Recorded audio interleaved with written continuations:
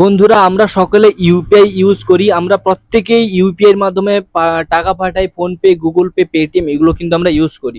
তো এখন latest news এসেছে, লেটেস্ট কিছু রুলস বা নিয়ম আসতে চলেছে ইউপিআইতে। সেটা লাগু হবে 1 আগস্ট থেকে, 1 আগস্ট থেকে কিন্তু এই সিস্টেমটা লাগু হবে। এই নিয়মগুলো কিন্তু লাগু হবে। কি কি নিয়ম এসেছে সেগুলো তো হয়তো আপনারা অনেক ভিডিও দেখেছেন ইউটিউবে, কিন্তু এখন অনেক ভিডিও এসে গেছে 1 আগস্ট থেকে যে রুলসগুলো এসছে। কিন্তু সেই ভিডিওগুলোতে কিছু ইনফরমেশন রং রয়েছে বা কিছু ইনফরমেশন এখনো পর্যন্ত ক্লিয়ার করে বলা হয়নি। তো তাই জন্য আজকের এই ভিডিওটা যদি আপনি কমপ্লিট দেখেন তাহলে সম্পূর্ণ বিস্তারিত কিন্তু আপনি জানতে পেরে যাবেন। আপনারা ইউটিউবে এই বিষয়ে হয়তো ভিডিও দেখেছেন এর আগে, মানে আমি এই চ্যানেলে ভিডিওটা কিন্তু লেটে দিচ্ছি, এর আগে কিন্তু আপনারা ভিডিও দেখেছেন, সেখানটা আপনারা ইনফরমেশন পেয়েছেন, কিন্তু ইনফরমেশনটা না কমপ্লিট নয়, আধা আধুরা ইনফরমেশন পেয়েছেন। আজকের এই ভিডিওতে আমি আপনাদের ক্লিয়ার ইনফরমেশন দিব, পুরোটাই আপনাকে আমি বুঝিয়ে দেবো। তো চলুন আজকের এই ভিডিওটা এইখান থেকেই শুরু করা যাক। তো সবার প্রথমে যেটা বলবো, ইউপিআই আমরা সকলেই ইউজ করি। তো ইউপিআইতে অনেকগুলি আপডেট এসেছে, অনেকগুলি নতুন রুলস এসেছে, সেগুলো কিন্তু আপনাকে আমাকে সবাইকে মেনে চলতে হবে। গভর্নমেন্টের তরফ থেকে বা এনপিসিআই তরফ থেকে কিন্তু এই ধরনের রুলসগুলো এসেছে। সবার প্রথমে যে রুলসটা এসেছে সেটা হলো প্রতিদিন ব্যালেন্স চেক করার সময়সীমা। আমরা আগে কি করতাম, প্রত্যেক দিন যখন আমাদের ইচ্ছা হতো তখনই কিন্তু আমরা ব্যালেন্স চেক করতে পারতাম এবং আনলিমিটেড আমরা ব্যালেন্স চেক করতাম, ঠিক আছে। সে জায়গায় দাঁড়িয়ে এখন প্রতিদিন ব্যালেন্স চেক করার যে সীমা, মানে কতবার আপনি চেক করতে পারবেন, সেটাকে কিন্তু এখানটায় নির্ধারিত করে দেওয়া হয়েছে। প্রত্যেক দিন আপনি মানে 24 ঘন্টার মধ্যে আপনি 50 বার ব্যালেন্স চেক করতে পারবেন, তার থেকে বেশি কিন্তু আপনি ব্যালেন্স চেক করতে পারবেন না। এবার এই জায়গায় দাঁড়িয়ে আপনারা প্রত্যেকেই জানেন যে আমরা 24 ঘন্টার মধ্যে হায়েস্ট হলে 10-20 বার হয়তো ব্যালেন্স চেক করবো, ঠিক আছে, এর বেশি তো আমরা করবো না। তো সেই জায়গায় 50 বার এখানটায় লিমিটেশন করা হয়েছে, 50 বার আপনি ব্যালেন্স চেক করতে পারবেন। আর তার থেকেও যদি বেশি করতে চান তাহলে অতিরিক্ত হলে আপনাকে আধার ওটিপির মাধ্যমে 2FA ভেরিফিকেশন করতে হবে, তারপরে কিন্তু আপনি আবার ব্যালেন্স চেক করতে পারবেন, বা তা না হলে কিন্তু 24 ঘন্টার মধ্যে পারবেন না, ঠিক আছে।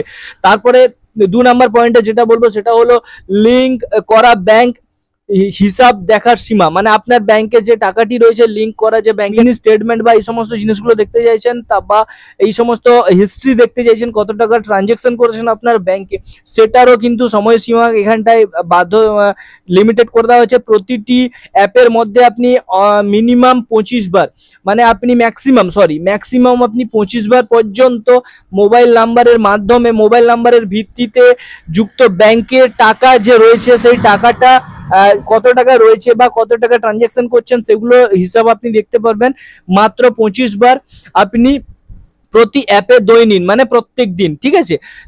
3 নম্বরে যে পয়েন্টটা এসেছে সেটা হলো পেন্ডিং ট্রানজেকশন স্ট্যাটাস চেক করা।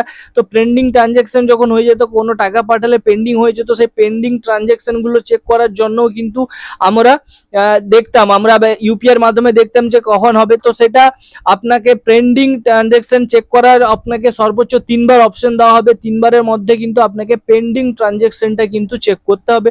আপনি 3 বারে যে অপশন পাবেন সেই 3 বার কিন্তু পরপর আপনি পাবেন না, সেটাও আপনাকে 90 সেকেন্ডের ডিস্টেন্স থাকবে। মানে প্রথমবার আপনি ট্রাই করবেন, তারপরে আপনাকে 90 সেকেন্ড পর আবার আপনি ট্রাই করতে পারবেন, এবং তারপরে আবার 90 সেকেন্ড পর আবার ট্রাই করতে পারবেন। টোটাল আপনি 3 বার ট্রাই করতে পারবেন। আপনি ট্রানজেকশন রিফ্রেশ করে দেখতে পারেন আপনার পেন্ডিং ট্রানজেকশনটা হয়েছে কিনা, ঠিক আছে।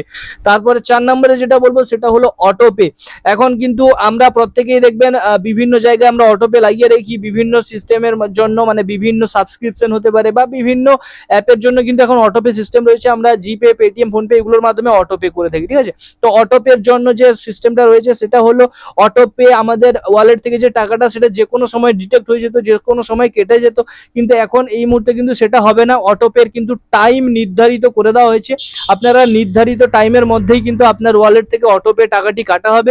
সেই টাইমটা হলো সকাল 10টার পূর্বে, মানে সকাল 10টার পূর্বে আপনারা বুঝতেই পারছেন, এবং দুপুর 1টা থেকে বিকেল 5টার মধ্যেই কিন্তু অটো ডেবিট সিস্টেমটা অটো ডেবিট হবে আপনার জিপে থেকে বা আপনার যে ইউপিআই সিস্টেম রয়েছে ইউপিআই থেকে, অথবা রাত 9টার পরবর্তী সময় মানে রাত 9টার পরে, ঠিক আছে, এই 3টে টাইম নির্ধারিত করা হয়েছে। এর মধ্যেই কিন্তু আপনার অটোপের মাধ্যমে আপনার যে ব্যাংক থেকে টাকাটি কাটা হচ্ছিল সেটা কিন্তু কাটা হবে, ঠিক আছে। এই সিস্টেমটাই কিন্তু ট্রাফিক কমাতে, মানে এই সিস্টেমটা করার কারণ হচ্ছে ইউপিআই বা এনপিসিআই যে ইউপিআই সিস্টেম রয়েছে, ইউপিআই সিস্টেমে প্রচুর পরিমাণে ইউজার বেড়ে যাওয়ার কারণে ট্রাফিক কমানোর জন্য, যাতে অফিসিয়াল টাইমে যাতে সিস্টেম সুন্দরভাবে স্মুথলি কাজ করে, তার জন্য কিন্তু এই সিস্টেমের এই অটোপে সিস্টেমটাকে কিন্তু অফ টাইমে করা হয়েছে। তাই জন্য এই সিস্টেমটা আপনারা, এই যে টাইমটা এটা আপনারা পাচ্ছেন। নেক্সট 5 নম্বরে বলবো, প্রতিটি অটোপে মার্চেন্টের জন্য প্রাথমিক একবার চেষ্টার পর সর্বোচ্চ 3টি ট্রাই করতে বলা হচ্ছে। মানে যারা অটোপে মার্চেন্ট রয়েছেন, মানে যারা অ্যাকচুয়ালি অটোপের মাধ্যমে টাকা ডিটেক্ট করেন, তো তাদেরকে সর্বোচ্চ 3বার ট্রাই করতে বলা হচ্ছে। 3বারের অধিক যদি হয়, মোট 4বারের চেষ্টা, মানে একবার আপনি অটোপে ট্রাই করবেন, তারপরে 3বার, মোট 4বার ট্রাই করতে বলা হচ্ছে। তারপরে যদি হয় তাহলে কিন্তু ফাইন বা চার্জেস বাগেরা কিন্তু লাগতে পারে, শিওর নয় এটা, ঠিক আছে। 6 নম্বরে যেটা বলবো সেটা হলো লেনদেনের ওপর ব্যালেন্স, লেনদেনের ওপর ব্যালেন্স জানানো। তো বাধ্যতামূলক প্রতিটি সকল লেনদেনের ব্যালেন্স জানার জন্য কাস্টমার কিন্তু ব্যালেন্স ইনফর্ম করতে ম্যানুয়াল ভাবে চেক করতে পারে মোবাইলের মাধ্যমে বা আপ টু ডেটের মাধ্যমে। সেই সিস্টেমগুলোর ওপরেও কিন্তু কিছু রুলস আনা হয়েছে, সেই সিস্টেমগুলোও কিন্তু গ্রাহকদেরকে মেনে চলতে হবে। বর্তমান সময়ে ইনফর্ম করতে হবে ব্যাংকে যে আপনি লেনদেনের স্টেটমেন্ট বা গ্রাহক প্রতিটি লেনদেনের আপনি ডিটেলস চাইছেন, ঠিক আছে।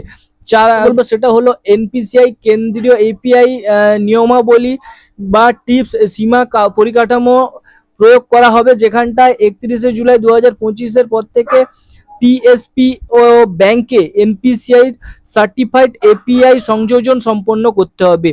অনিশ্চিত বা নন কমপ্লেন্ট প্রতিষ্ঠাতা ইউপিআই লেনদেনে অবরুদ্ধ হতে পারে। মানে এখানটায় যেটা বলা হয়েছে যে আপনি যে এপিআই ইউজ করবেন, বা এই যে যারা সিএসপি পরিচালক রয়েছেন, বা যারা এনপিসিআই এর আন্ডারে কোনো এইপিএস পরিচালক রয়েছেন, বা এইপিএস কোম্পানি রয়েছে, বা এই ধরনের যে কোম্পানিগুলো রয়েছে, এদেরকে যে এপিআইটা ইউজ করবে, এটা কোনো যে কোনো কোম্পানির এপিআই ইউজ করা যাবে না। যে এপিআইটা ইউজ করবে সেটা কিন্তু গভর্নমেন্ট ভেরিফাই করবে, গভর্নমেন্ট ওকে সার্টিফিকেট দেবে, এনপিসিআই তরফ থেকে সার্টিফিকেট আসবে, সার্টিফিকেট আসার পর কিন্তু সেই এপিআইটা আপনারা ইউজ করতে পারবেন। এটা টোটালটাই এনপিসিআই আমাদেরকে জানিয়ে দিয়েছে। তো এই ধরনের টোটাল প্রায় 6 থেকে 7 ধরনের রুলস লাগু করা হয়েছে এনপিসিআই তরফ থেকে ইউপিআই এর ওপরে।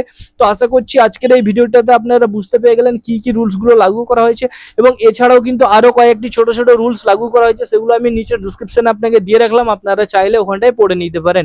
নেক্সট বলবো, আপনারা যদি ফিনটেক রিলেটেড মার্কেটে কাজ করতে চাইছেন, অথবা মোবাইল অ্যাসেসরিজ সেল করতে চাইছেন, অথবা যে কোনো ধরনের আইডির প্রয়োজন রয়েছে, তাহলে আমাদের সাথে এই যে নাম্বার রয়েছে এই নাম্বারে যোগাযোগ করবেন, করে আমাদের কাছ থেকে যে কোনো ধরনের আইডি নিতে পারেন। সেটা হতে পারে ফার্স্ট রিচার্জ আইডি, সেটা হতে পারে ফার্স্ট বিল পেমেন্ট আইডি, সেটা হতে পারে electricity bill payment, pan ID, AEPS ID, যে কোনো ধরনের আইডির জন্য আমাদের সাথে যোগাযোগ করতে পারেন। আপনার শপে যদি আপনি মোবাইল অ্যাসেসরিজ হোলসেল রেটে নিয়ে রেখে বিক্রি করতে চান, এবং সেখান থেকে আপনি 80 to 90% ইনকাম করতে চান, তাহলে কিন্তু সেটাও পসিবল রয়েছে। আমাদের এই যে স্ক্রিনে নাম্বারটি আসছে, এই নাম্বারে আমাদের সাথে যোগাযোগ করবেন, আমরা আপনাকে দিয়ে দেবো হোলসেল ক্যাটালগ, সেখান থেকে আপনি অর্ডার করবেন। অর্ডার করার পর কিন্তু আপনি পেমেন্ট করার পর কিন্তু আমরা আপনাকে মাল পাঠিয়ে দেবো। মনে রাখবেন, হোলসেলে কিন্তু সিওডি অ্যাভেলেবেল নেই, আপনাকে আগে পেমেন্ট করতে হবে, তারপরে কিন্তু আমরা আপনার অ্যাড্রেসে 100% সেফটি এবং সিকিউরিটির সাথে কিন্তু আমরা আপনাকে মাল পাঠিয়ে দেবো, ঠিক আছে। তার জন্য আপনাকে মিনিমাম 1000 টাকা মিনিমাম একটি অর্ডার করতে হবে। সমস্ত জিনিস 1 পিস 2 পিস করে নিয়েও কিন্তু 1000 টাকার আপনি অর্ডার দিতে পারেন, দিলে কিন্তু আমরা আপনাকে সামান পাঠিয়ে দেবো। আজকের মতো এই পর্যন্তই, আশা করছি ভিডিওটা ভালো লেগেছে। যদি কোনো জিনিস বুঝতে অসুবিধা হয় বা জানতে চাইছেন, অবশ্যই কমেন্ট করে জানাবেন। আমাদের সাথে যদি কথা বলতে চাইছেন, স্ক্রিনে দেওয়া নাম্বারে অবশ্যই আমাদের সাথে কল করে যোগাযোগ করতে পারেন, অথবা হোয়াটসঅ্যাপেও যোগাযোগ করতে পারেন। আজকের মতো এই পর্যন্তই, দেখা হচ্ছে পরের কোনো একটি ভিডিওতে ভিন্ন কোনো একটি বিষয় নিয়ে। আজকের মতো বিদায়।